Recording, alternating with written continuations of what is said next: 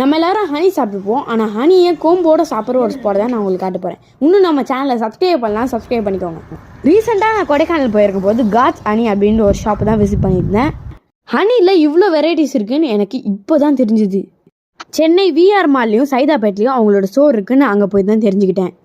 எனக்கு ரொம்ப நாளாக ஹனி கோம்போட சாப்பிட்ணுன்னு ஆசை. அந்த ஆசை நிறைவேறிடுச்சு.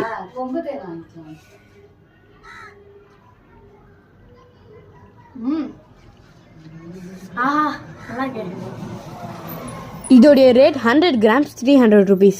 அப்புறம் இது 300 rupeesக்கு செம்ம வர்த்தாக இருந்தது. கண்டிப்பாக நீங்கள் இதை ட்ரை பண்ணி பாருங்கள். சூப்பராக இருக்குது. ஓகே,